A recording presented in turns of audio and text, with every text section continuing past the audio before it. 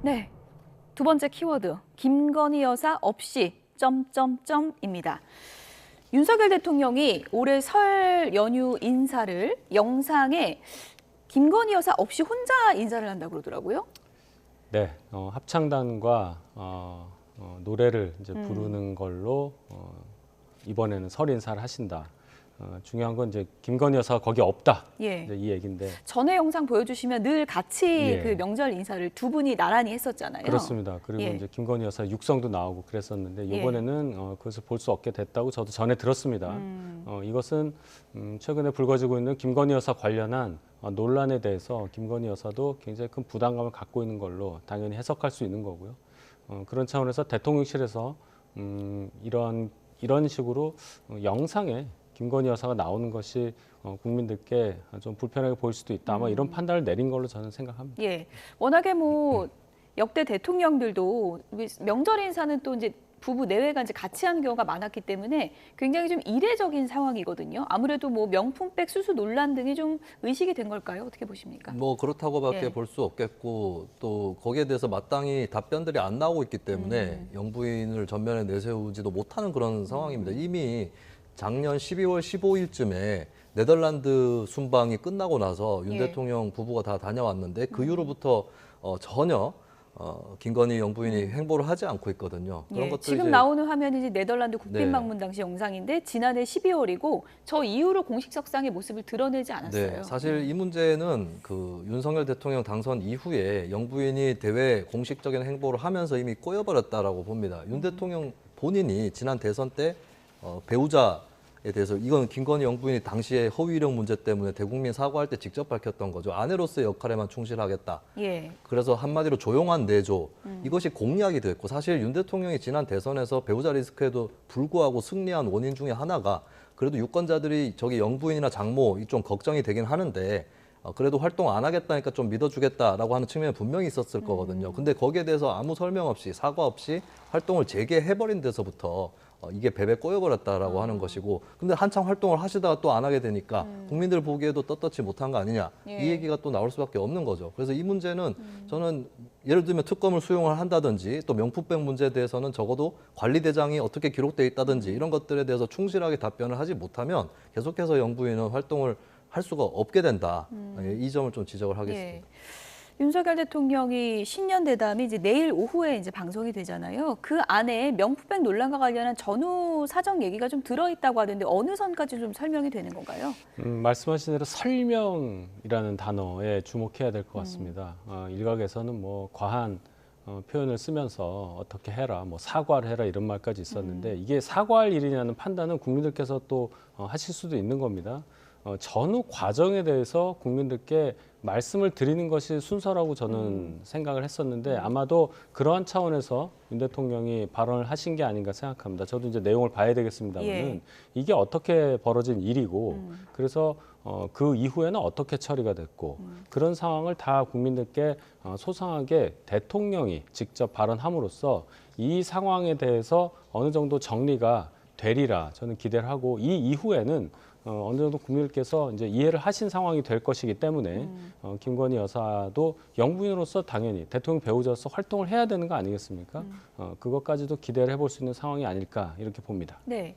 어쨌든 이런 설명의 시점도 다소 늦었다는 여론이 이제 많은 게 사실이고 유감이나 사과 표명되시 그 전후 사정에 대한 자세한 설명을 대통령이 할 경우 여론이 어떻게 받아들일까도 좀 관심이거든요. 네, 전 자세한 설명을 하게 되면 당연히 유감이나 사과는 나올 수밖에 없다고 봐요. 그러니까 저쪽에서 상대편이 잘못을 했기 때문에 우리는 잘못이 없다 이런 논리로만 정치를 할 수는 없습니다. 그러니까 제가 봐도 이번에 그 명품백 수수 과정 촬영이 되고 이런 것은 이제 함정 취재 내지는 공작이라고 볼 수도 있어요. 근데 그걸 왜 받았느냐? 받은 건 사실이거든요. 못 받겠다는 걸 억지로 받게 한 것도 아니고 본인이 받았고 그 다음에는 이제 관리 문제가 대두가 된 건데 사실 뭐 관리는 어떻게 했었어도 법에 적법한 건 아닌 것으로 보입니다. 대통령 기록물이라고 볼 수 없고 이게 외교 관계에서 어떤 수수를 한 건 아니기 때문에 다만 여기에 대해서 그래도 이게 악의적인 건 없었고 어떤 뇌물의 의미도 전혀 없었고 이런 것들을 충실히 설명을 하려면 거꾸로 이제 도의적인 부분에 대해서는 사과를 해야 국민 여론도 어느 정도 반응을 할 것이다라고 보고, 그리고 이제 지금 명품백 하나에 너무 초점이 가 있는데 사실 영부인에 관련된 불만들은 폭넓게 여러 가지에 걸쳐서 형성이 돼 있습니다. 사실 주가 조작 의혹이 더 심각한 거죠. 명품백이야 이게 직접적 피해자가 없다고도 볼 수 있어요. 근데 주가 조작은 자본시장의 동료 시민들에게 피해를 입힌 이 행위이기 때문에 거기에 예. 연루돼 있다라고 하는 것, 이게 의혹이 더 심각한 부분인데 이런 것들을 골고루 윤 대통령이 다 얘기를 해서 털어낼 수 있을 거냐, 여기에 좀 주목을 해봐야 될 것 같습니다. 예. 여론의 흐름이 내일 신년 대담 이후에 어느 쪽으로 좀 바뀔지 이 부분을 좀 유심히 보도록 하겠고요. 지금 대통령실에서 나오는 얘기 중에 또 언론의 관심을 받는 부분이 용산 출신들 어디 강남을 가냐, 험지를 가야지 이런 얘기들이거든요. 예를 들어서 뭐 한 사람 콕 집어 얘기하자면 박진 전 장관 이런 분들이겠죠. 예. 이례적으로 용산 대통령실에서 대통령실 대변인이 공천 관련한 의사를 얘기를 했어요. 그 의견을 얘기를 했는데 대통령실 입장에서 볼 때는 물론 이제 윤 대통령 생각이겠지만은 용산에서 대통령실에서 일했던 측근 참모라든지 내각에서 일했던 분이 강남이라고 상징되는 소위 양지에 가는 것이 맞느냐. 또 강남 을 지역을 보면 딱 그 두 분만 예.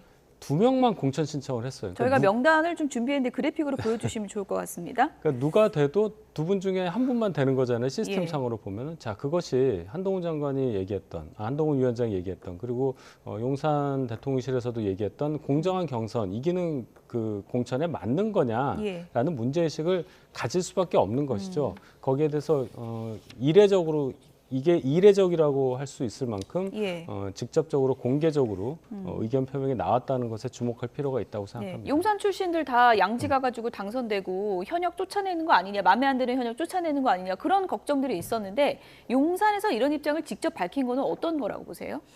일단 저는 뭐 사실 이렇게 되는 거는 대통령실이 막을 수 있는 문제도 아니고 또 막으려는 뭐 다른 시도도 없었기 때문에 예. 결과적으로 이렇게 된 거에 대한 부담을 일단 피력을 하고, 그러면서 우리하고는 연관이 없다. 예. 대통령실이 이런 공천 구도를 짠 것은 아니다. 예. 대통령의 의사는 아니다. 뭐 이런 것들을 좀 강변하려고 하는 것 같아요. 근데 저는 좀 한 가지 또 의아한 것은 강남 지역에 대해서 이런 걱정 내지는 비판을 대통령실에서 얘기를 했는데 그러면 강남보다 국민의힘 지지층이 원래 더 많았던 영남에 간 사람들은 어떻게 봐야 될 예. 거냐. 영남에 간 사람들은 가시방석에 앉아야 될 것인지 예. 아니면 우리는 어차피 상관없어 이렇게 되는 것인지 이것도 좀 궁금해요. 그래서 대통령실은 영남에 가는 건 괜찮다는 것인가. 이 부분 또 한편으로는 좀 궁금한 대목이고, 그리고 이게 또 보기에 따라서 다른 게 차라리 어디 갈 거면은 그 대통령실이라든지 내각 관계자들이 한 군데 모여버리는 게 나을 수도 있어요. 어느 쪽에 모여요? 여러 군데에 예. 퍼져가지고 예. 그 사람들이 다 독식하느니 차라리 한쪽에 몰리면 그 중에 누군가는 떨어지게 돼 있어요. 너무 신선한 제안이신 것 같아요. 그래서 어떻게 보면 예. 예, 그런 걸 혹시 노리고 있나. 예. 차라리 모여가지고 그 중에 하나는 되도록 하는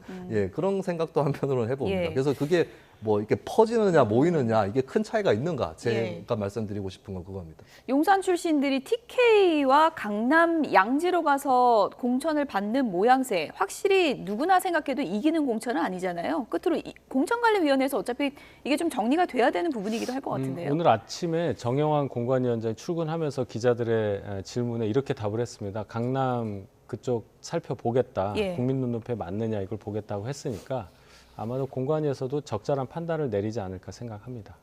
예.